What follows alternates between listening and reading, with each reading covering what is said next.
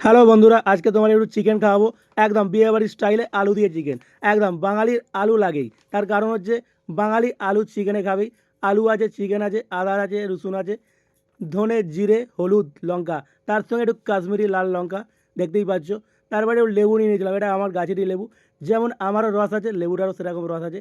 একটু হলুদ দিয়ে দিলাম, একটু চিকেনের উপরে একটু নুন দিয়ে দিলাম, ঠিক আছে। আর অল্প করে গায়ে হলুদ করে দিলাম, তার কারণ চিকেনেরও মাঝে মাঝে ইচ্ছা করে একটু গায়ে হলুদ দিতে। চিকেনকে একটু গায়ে হলুদ দিয়ে একটু ভালো করে সকাল সকাল মাখিয়ে দিলাম। তারপরে দেখতে পাচ্ছ একটু তেলে নুন হলুদ দিয়ে দিলাম, তার কারণ আলুরও মাঝে মাঝে ইচ্ছা করে একটু গায়ে হলুদ দিতে। কারণ ও তো নির্ভর মাইরি, ও তো বরকনের সঙ্গেই থাকবে নাকি, ওই জন্য ওকে একটু দিয়ে দিলাম। আর যতক্ষণ না ওই আপনার দিদিমার মতন কুচকে যাচ্ছে আলু, ততক্ষণ একটু ভেজে নেবেন। ভাজা হয়ে গেছে, তুলে নিলাম বন্ধুরা। এই চিকেনটাকেও দেখেছে একদম সুন্দর করে ভেজে নিয়েছি। কী ভাবছেন বন্ধুরা, চিকেন কেন ভাজলাম? এর তো পুষ্টিগুণ সব চলে যাবে। আরে এতই যদি পুষ্টিগুণের দরকার আছে, তাহলে এক কাজ করুন, জঙ্গলে চলে যান, বাঘের মতন মাংস খাবেন কাঁচা কাঁচা, এতে প্রচুর পুষ্টি পাবেন। আর এরকম খেতে গেলে আপনাকে অবশ্যই একটু ভেজে নিতে হবে, এটা বিয়েবাড়ির স্টাইল। একটু গোটা জিরে, একটুখানি শুকনো লঙ্কা, এলাচ, লবঙ্গ, আর তার সঙ্গে দেখতেই পাচ্ছ তেজপাতা। অবশ্যই, কারণ বিয়ে বাড়ি যখন চিকেনের হচ্ছে, চিকেনের যখন বিয়ে হচ্ছে, একটু সেন্ট, একটু বডি স্প্রের মতন দিয়ে এটা দিতেই হবে। তারপরে দেখতে পাচ্ছ পেঁয়াজ সুন্দরীকে দিয়ে দিলাম। অবশ্যই পেঁয়াজ একদম কচি সুন্দরীর মতন দেখতে, পেঁয়াজ সুন্দরীকে দিয়ে দিলাম। যতক্ষণ না পেঁয়াজ সুন্দরীর 80 বছরে বুড়ির মতন কুঁচকে যাচ্ছে, ততক্ষণ একে ভাজতে থাকুন। একদম একদম কুঁচকে যাবে। কুঁচকে যাওয়ার পর এই রসুনটা দিয়ে দেবেন। রসুনটা দেওয়ার পরই পাশের বাড়ি বৌদি বলবে, ও বউ, কী রান্না হচ্ছে, ঠিক আছে। একটা সুন্দর গন্ধ পেয়ে যাবে। গন্ধটা যখনই পেয়ে যাবে, তারপরে একটুখানি ঘেঁটে দেবেন, খুন্তি দিয়ে ঘেঁটে দিয়ে আদাটাকে দিয়ে দেবেন। একদম আদাটাকে এইভাবে দিয়ে দেবেন। আদাটা এখানে আছে ওই 100 গ্রামের কাছাকাছি।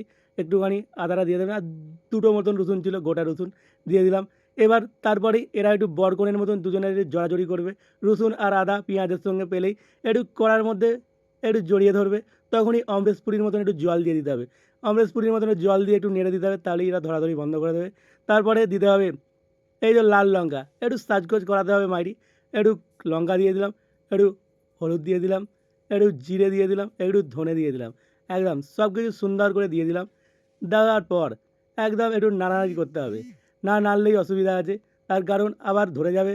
আবার তখন অমরেশ পুরীকে ডাকতে হবে, জলের মতন অমরেশ পুরী আসবে।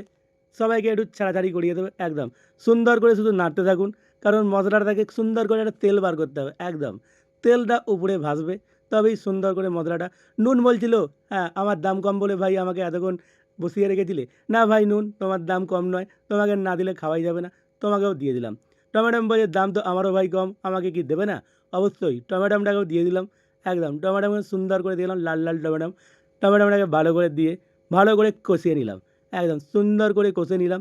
একদম তলাটা যেন ধরে না দেয় বন্ধুরা, একটু ভালো করে কষতে হবে। একটু ধৈর্য ধরে রান্না করলে সুন্দর লাগে খেতে। এটা পুরো বিয়েবাড়ির স্টাইল, দেখতেই পাচ্ছ। চিকেনটা ভেজে রেখেছিলাম, এটাকেও দিয়ে দিলাম।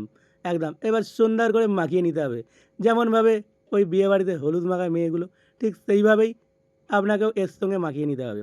সুন্দর করে মাখিয়ে নিলাম। একটুখানি জল, অমরেশ পুরি এই যে জল, জলটাকে দিতেই হবে। জলটা না দিলে বাঙালি একটু ঝোল ঝোল পছন্দ করে, দুপুরবেলা খাবো, একটু ঝোল না হলে হয়। তো অবশ্যই একটু দিয়ে দিলাম। জলটা দিয়ে ফুটছে, এবার আলুটাকে আবার দিয়ে দিলাম। একদম আলুটাকে দিয়ে একটু ঢাকা দিয়ে রাখবো। একদম গ্যাসটাকে আস্তে করে দেবো, বেশি জোরে জ্বালার কোনো দরকার নেই, জাস্ট জ্বলবে। দিয়ে সুন্দর করে ঢাকা দিয়ে দেবো। একদম এবার 20-25 মিনিটের সঙ্গে বইয়ের সঙ্গে ঝগড়া করে বাড়ি থেকে পালিয়ে যান, কোনো টেনশন নেই।